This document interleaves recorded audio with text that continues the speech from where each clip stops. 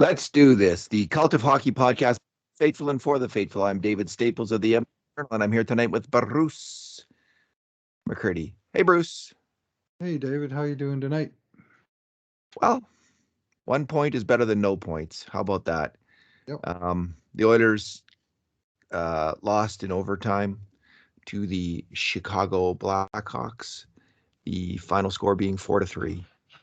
And the Oilers kept coming back in the game, but they came up short in the end, and they lost in overtime. But it was a game, Bruce, where I thought it just seemed like they were doing everything possible they could do to lose that game, and yet they got a point out of it. So I was okay with that.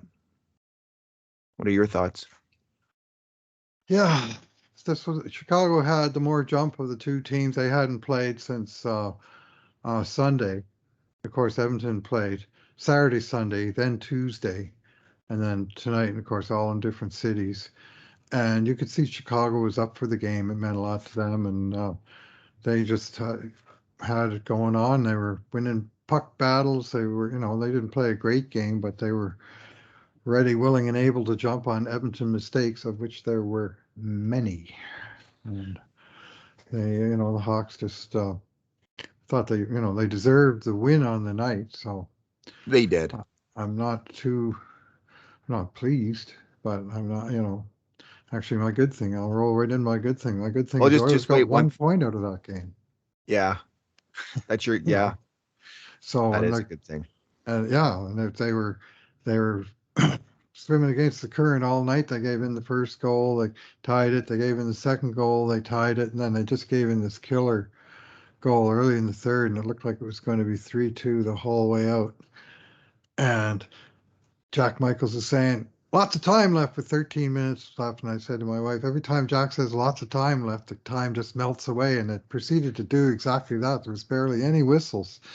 And the puck was just going up and down. It was like watching ping pong back and forth and just, but nothing happening. And then out of the blue, Edmonton's 6-on-5 unit finally connects with 50 seconds to play. They got a bit of a lucky bounce, but sometimes that's what it takes. If you remember early in the road trip when Leon Draisaitl hammered a one-timer off the goalpost with the goalie out, that time they didn't get the bounce. Tonight they did, and they did with possession and sort of getting the puck to the net. And Evander Kane's attempted pass was deflected by Seth Jones, whose stick was in the damn way all night long.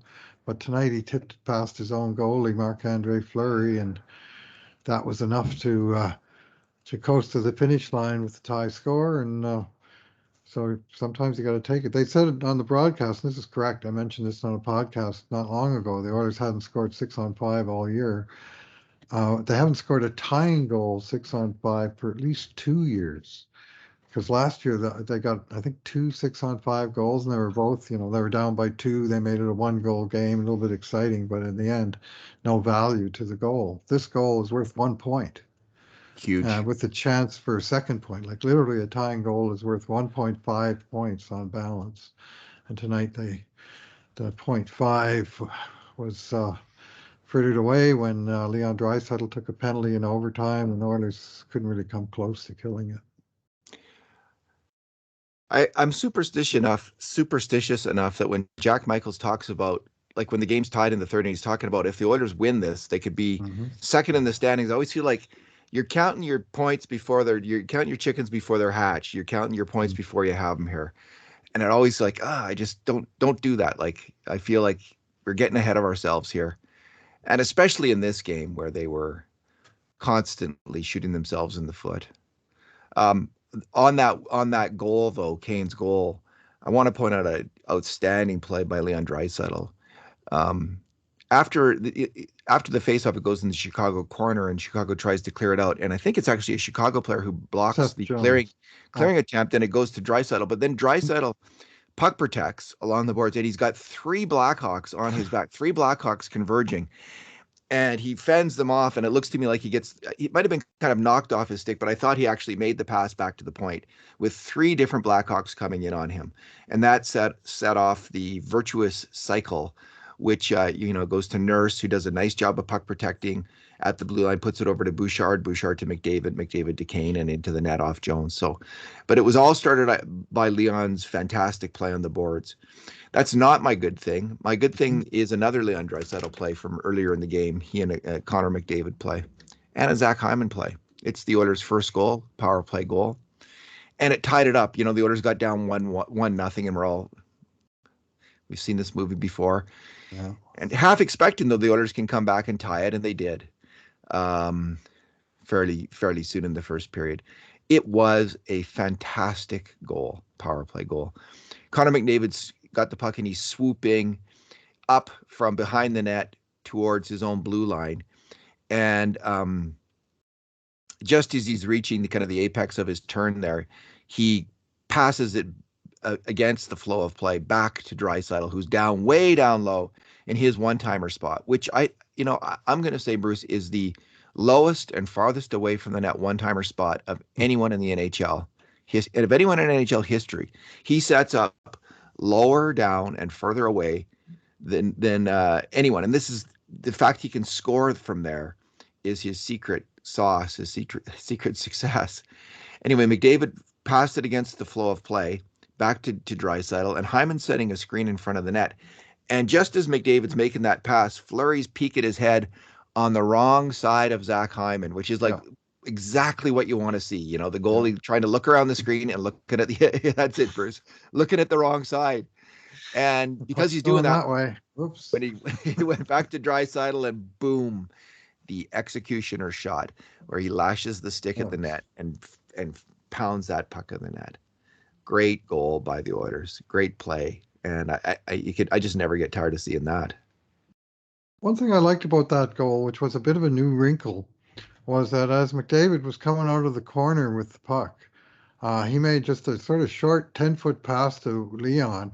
And I am probably 95% of oil country are going, shoot, because they've had the whole power play, and I don't think they had even one shot to that point.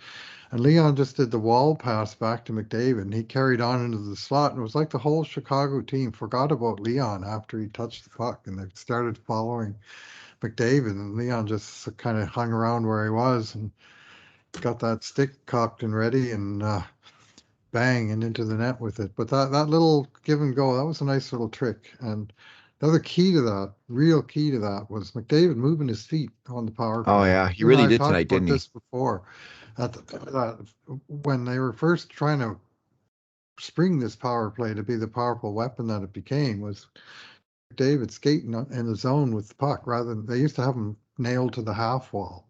And once they kind of freed him from that, you started seeing plays like this, and it's nice to see one executed, because the power play, the penalty kill is set up more against kind of set plays and stuff. And when you get a wild card like Connor McDavid just sort of doing skating rings around you on the ice, it's pretty easy to get discombobulated, as Chicago did there. I felt good about the Oilers' power play tonight. As soon as I saw the Blackhawks were going to sit back in the box, like in their diamond or triangle or their box, that does not work against the Oilers. The thing to do against the Oilers on the penalty kill is to come after them and harass them. And when Chicago didn't do that, when I could see they were going to be fairly passive, I thought, oh, this could work out well, and it did right then. Yeah, McDavid, Bruce, right from the start of the Oilers' power play. Since McDavid's been on the team, we have been talking about that, where he's got to move, he's just got to be on the move to make his plays. And the second they did figure, it was under McClellan that they initially figured that out. Maybe even Woodcroft was there when they figured that out.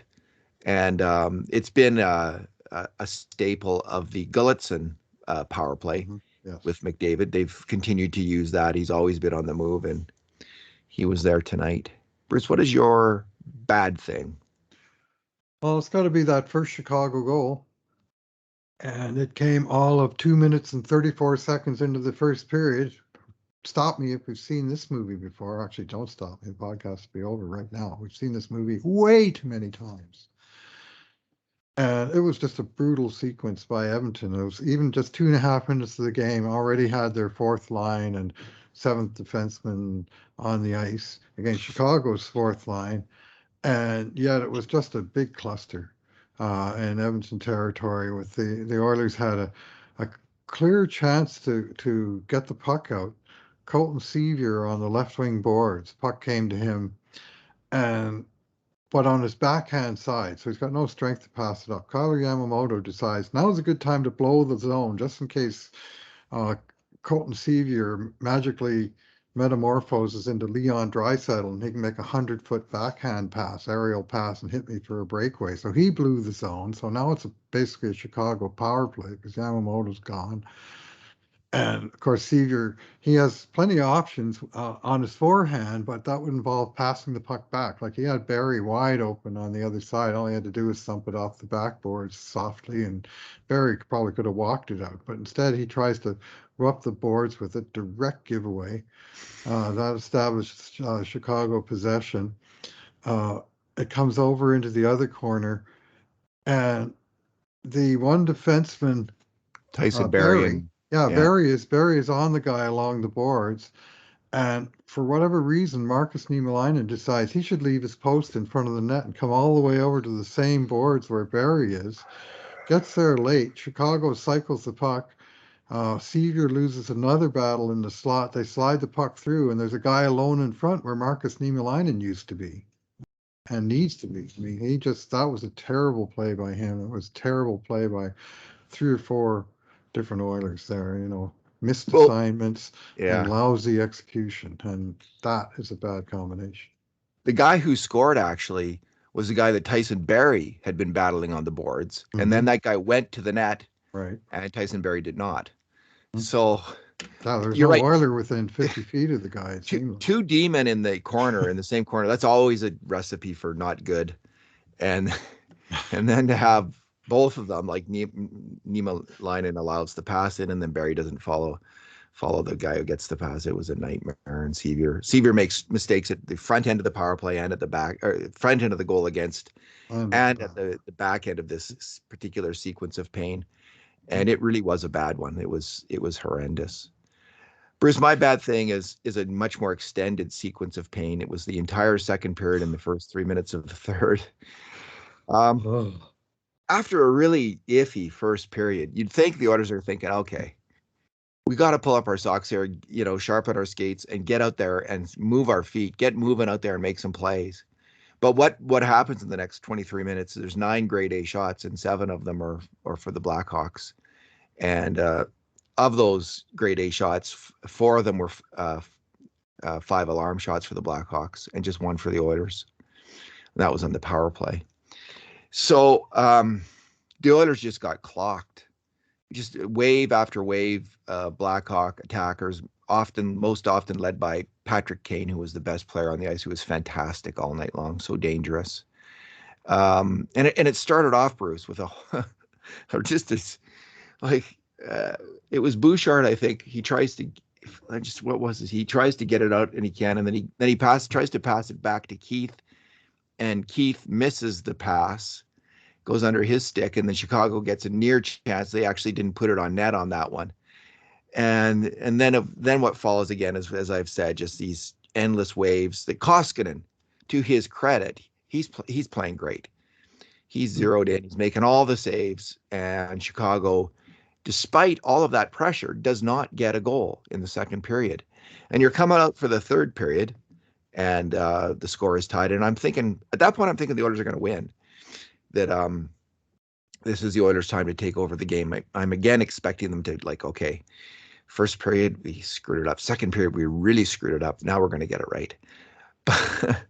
But then the hero to the game up until that point, Mikko Koskinen, just makes a horrendous turnover.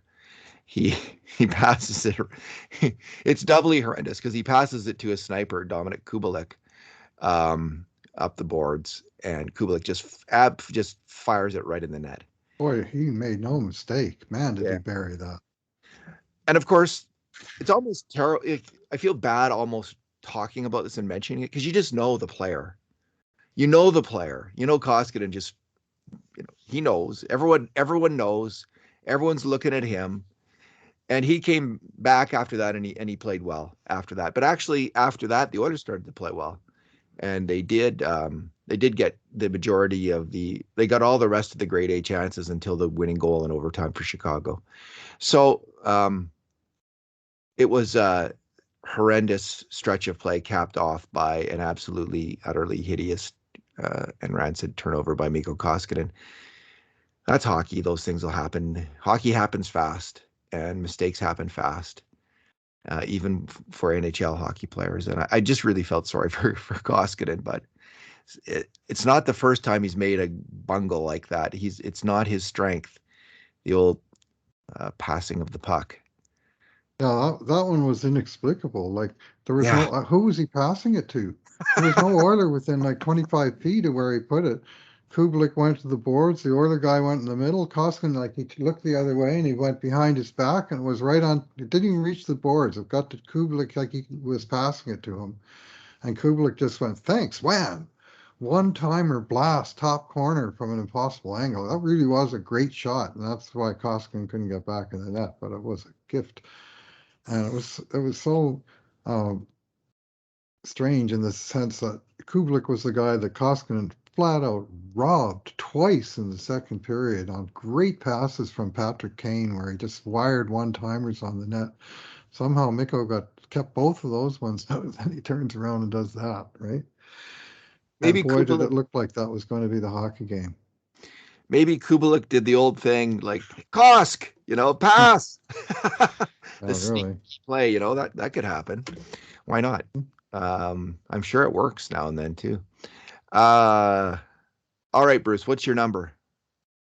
I think just because I know he's probably taken all kinds of grief on the Twitter sphere and our logosphere and radio call-ins and such. I'll go with Mikko Koskinen's numbers in his last 10 appearances. 10 appearances, nine starts, 7 wins, 0 regulation losses, 2 overtime losses. So a result in every game and a 925 save percentage, and the goals against average is right around 2.40 for a 10 game stretch, and that dates all the way back to January 22nd when Oilers ended and Koskinen himself ended their long losing streak with a huge win against Calgary. That was strictly a goalie steal. And tonight, yeah, he didn't get the 2 points, and maybe if he didn't make that mistake, who knows? But I mean, the Oilers wouldn't have pulled the goalie to try and win it either, would they have? And they wound up. At least the team got the goal back for him, and he appreciated it. He came all the way out to center for the goal celebration. The boys got him off the hook, and that's what you like to see. There's a great quote in one of my favorite hockey books, The Leafs I Knew by Scott Young, father of Neil. And he writes a bunch of game stories in the book. It's like a diary, and it's from his columns, right? And he's quoting Punch Imlach behind the net, or behind the bench, saying to the Leafs, "Your goalie is a horse's deleted for letting in that goal, and this is a team. We don't want anybody on it to be a horse's deleted, so we got to get that goal back." And of course, he meant horse's ass, but this was the 1960s where it couldn't even make it into a book. But the quote was direct, and the Oilers did, or the Toronto Maple Leafs did get the goal back with a late tying goal, and just to get a tie back in those days. Of course, he didn't do any of this gimmick time stuff. And so I often think of that play when a goalie makes a bad mistake in a especially in a tie game in the third period. It's nice to see the team rebound for him. But I think Koskinen's playing good. Yeah, he made a brutal mistake there. But I mean, you can't crucify every player every time they make one mistake. I mean, if it's a habitual series of mistakes, I'm not going to blame Koskinen for this loss. Let's put it this way. Without him in there tonight, I'm not sure they got the point. I agree, Bruce. I think that's a real fair comment that he won them that point, and they got a break at the end on a bounce, which is what I think they just kind of deserve the 1 point because they kept coming back, and that's my story, and I'll stick to it. It's funny you mentioned the word oilogosphere. It's not a word that you hear before. It's people don't talk about the oilogosphere. I mean, the oilogosphere was it was a really interesting time. It started in the 2006 playoffs when all these hockey blogs kind of popped off popped up. I think I wasn't reading them then. I wasn't aware of this at the time. Oh, me either. The Cult of Hockey started. I didn't know if there was any other Oilers blogs. It started in the fall of 2007. Okay. And after this, but there was all these existing blogs already, like Low Tide, of course, which is one of the surviving of very few of these blogs have survived, but Low Tide is still going strong, obviously stronger than ever. Copper and Blue, I think Copper and Blue was around then, if I'm not mistaken. And MC 79 Hockey was around. Irreverent Oilers fans. Irreverent Oilers Battle of fans. Alberta. Yeah, that was a hot one. Any of the other ones? Yeah, what was the Covered in Oil? Covered that was kind in of Oil? that was one that the women fans did that one, and I think it was spicy. But I see. And there was a guy from I didn't. The guy from it took me Sudbury. a while to get in there on the blogosphere.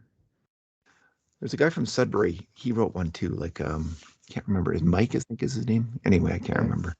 Oh right. I mean, there's Oil on White. There's yeah. Well, there's lots of blogs. There's all kinds of blogs now still, right?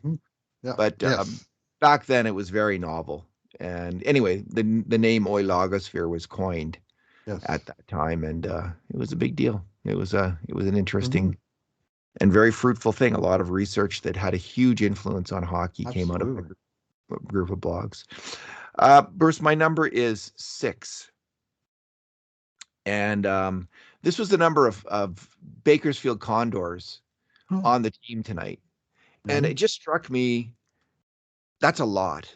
Like, I know there's other years, if you look at the team roster, if you go over the whole year, you'll find, 6 guys who played in the AHL or 7 guys and also the NHL, but not often in the same game. And not often, I think, in kind of key roles often on this team. There's a big Bakersfield contingent here, and they're contributing a lot. So that starts with, Evan Bouchard and Cutter Yamamoto, who both played more than 20 minutes tonight, and key players on this team. Ryan McLeod, who's become a key player on this team, 18 minutes and 30 seconds. William Lagesson, who he's starting to play a very quietly effective game. He played 13 minutes tonight and again, I'm impressed with him. He's not flashy. He's not the big hitter that Niemelainen is. But based on time on ice, he's moved ahead of Niemelainen on the depth chart. Niemelainen played 9 minutes and he played 13. So, and Niemelainen struggled tonight. Lagesson didn't. And then there was Brad Malone, the center, who's just called up recently, the veteran center who played 9:20. And he's more of a classic kind of AHL call-up, a veteran player who's just filling in for probably a short amount of time. But 5 hits for Brad Malone. He plays a rugged game. So you don't count Sevier, who went down there and came right back up again. No, I don't count. I wasn't counting Sevier. Yeah, well, tonight he maybe headed out to Bakersfield again after that game. He 2 minutes and 47 seconds -2, and he was part of the problem on both of those first 2 Chicago goals with bad mistakes, really. I was surprised to see him on the ice again, Bruce, after the first goal. Like, honestly, it was like so that was, and again, it's just like, it's one play, it's a veteran player, and it's one, and he made 2 big mistakes, but nonetheless, and I guess after 2 big mistakes, that was enough for the coaches. I don't know how many shifts he got. Did he get 3 shifts, maybe? He got the Samorukov treatment. He got 4 shifts. Yeah, 4 shifts in total. And I think they were all in the first period. I'm just. But nonetheless, these Bakerfields guys are a big part of the team, and there's going to be more of them. Philip Broberry is going to be a big part of this team. Raphael Lavoie and Stuart Skinner, who I didn't mention. Who's been up and down this year between the AHL and the NHL. There's Tyler Benson, who I guess he's sick. Sounds like he's sick. Yeah. And he was out and Sevier took his place, and that wound up being that little tiny move costly. You never know, right? It's a weak link game, Bruce. You're as strong as your weakest link in hockey, because your weak link can cause a goal against, and that can be the difference in a game. Yeah. So it's interesting. I think this is a really positive trend for the Oilers franchise that they've promoted the coach from the AHL. The AHL is coach. The AHL team is a really good team, and it's full of talent, and it's been full of talent for a couple of years now, coached by this coach. And we're going to get a smooth and rational transition of these players um, with a coach who has confidence in them and knowledge of them uh, to the Edmonton Oilers. I think it's really huge for the Oilers franchise, and it's kind of there's maybe kind of a secret superpower of what's going to go on in the next year with this team because it's something we haven't had in Edmonton since I think kind of like the early 2000s when there was a lot of graduating players from the AHL team. Right. We haven't had it since then, but we're having it now, and it's a hallmark of sound hockey teams and solid hockey management. And it started under Peter Chiarelli, and it's continued under Ken Holland. Two GMs who have taken a lot of criticism for their pro hockey Yep. moves, like their trades Mm-hmm. and their signings, but they Mm-hmm. they both have gotten this right. I think, to give credit where it's due, they both got this right. Yeah, well, huge credit where it's due, I think, to Keith Gretzky Yeah, and also to um, Todd Woodcroft. Woodcroft, Jay Woodcroft, and the assistant coaches down there. I mean, yesterday the Oilers signed three guys from Bakersfield, and today a fourth one, and two of them were extensions on existing contracts. That was Dmitry Smorkov and Seth Griffith. But the other two guys were guys that they signed to AHL contracts who were playing so good that they established themselves as being worth giving them an NHL pact. We've seen this in the past with Mark Arcabello and Curry. Which Curry was that? Wasn't Yari? Josh. Wasn't Dan? Josh Curry. Yeah, that's it. Josh Curry, who started on a minor league deal and eventually worked their way up into the NHL. Yesterday, Oilers signed two guys like that who they'd signed to minor league deals. Vince Desharnais, the gigantic, humongous defenseman, right shot defenseman, who's like plus 27 or something on the season down there. And also James Hamblin, the local kid makes good from Southside Athletic Club, who was uh, played 5 years in the WHA. They signed him as an overager, good sharp signing, and he impressed me right away. As soon as I saw that guy, I thought, "Geez, this guy's pretty good for 21-year-old undrafted guy. He looks like a." And every time I see Bakersfield play, Hamlin catches my eye, and I was thinking, both guys have a half decent chance of getting a contract, and then yesterday they both did. So, to me, it's Ken Holland and Keith Gretzky being on the same page, which is nice. And it's also, a feather in the cap of Gretzky, of Woodcroft, that they're developing these players, even the lower level prospects, making them good enough to make them, mid-level prospects. Like they're still long shots, but they're long shots with a chance as of today. And I really like to see that. Yeah, Desharnais is having quite a season. He's 6'7", 230 pounds. And Yeah. he's got 18 points in 43 games, and he's plus 24. So Hamblin's a smaller player. He's listed at Hockey DB as 5'9", 180, but he's Yeah. third in the team in goal scoring with 14 goals. And he's clearly, if he's going to be a pro player, he's going to be a role player. Mm-hmm. So he's gonna be working on those traits. I guess I wonder if we'll see Luke Esposito get a NHL Well, hey, contract. yeah, I mean, I like I they like sure have a lot of good pros there. I mean, that's the they thing. do. They really do. Whether on AHL or NHL class contracts, that team has got a lot of good players. Seth Griffith at that level is really good. So at minimum, what they've done with these set of signings has basically ensured that Bakersfield Condors are going to be a good team for a while. It's going to have internal competition. It's going to have internal leadership and experience. And the young guys that they send down there are going to have other players to play with and learn from. And, it's just a healthy situation all the way around. Have they sent Broberry down yet? They have they not? Yes. Okay, Yes. he's got 19 points in He 27 played, games, and he he's plus played, he 11. scored, he played last night and he scored a goal. Yeah, he's really thrived down there, and he seems tentative in Edmonton still. I Yes. think we'll see. I think he's going to make the team out of training camp, make the Mhm. Oilers out of training camp next year, probably. But Here's a bonus number for us tonight, 17, and that is the number of NHL games for Philip Broberg. And it happens to be the exact number of games that Oscar Klefbom played in his draft plus 3 year that he came over from Sweden. And the next year he made it into the NHL. So we've often compared those two, and thought that's kind of cool that he's just right on that number, and they sent him out. So, there's similarities between the players. They're both big guys who can skate and move the puck.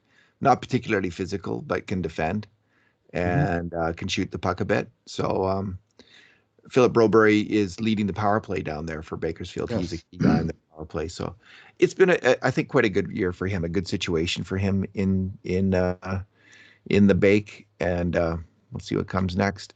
All right, Bruce. The next game for the Oilers is on Saturday Saturday in night, Edmonton. 5 p.m.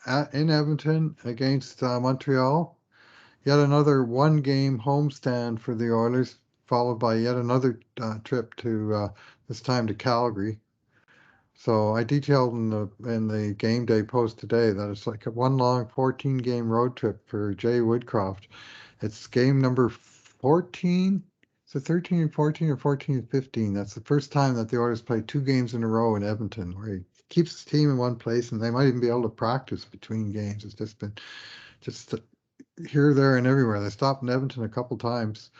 Uh, but in the last 10 games, they played 2 home games, and they were both singles. So it's just like a 10-game road trip in a sense of the itinerary that they've had to follow. And you could see some of the effects of that tonight, I think. The boys just didn't have a lot of jump. That's true. So the Oilers are tied with Vegas right now in the standings. They both have Oh, 55 games. They got 64 points. wow. So if you had said, someone said it going into the season, after 55 games, the Oilers will be tied with Vegas in the standings, will you take that, Bruce McCurdy? You would have said.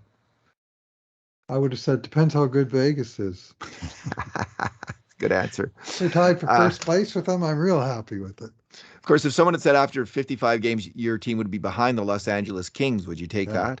Then you say, No. no, thank you. But they are. And anyway, it's a real dogfight Yeah, it's a between very. the Kings, the Oilers, and Vegas in this conference, with Calgary a cut above those teams, a significant cut above, honestly. Like, I hate to say it, I hate to admit it, Oh, yeah. but it's the truth. And Anaheim and Vancouver kind of a step behind at this point, and hopefully never catching up. But we'll see. We'll see what happens next. All right, Bruce. Let's let's leave it there. Thanks for talking tonight. All right. Thanks for listening, everyone. And in the meantime, and in between times, this has been another edition of the Cult of Hockey podcast.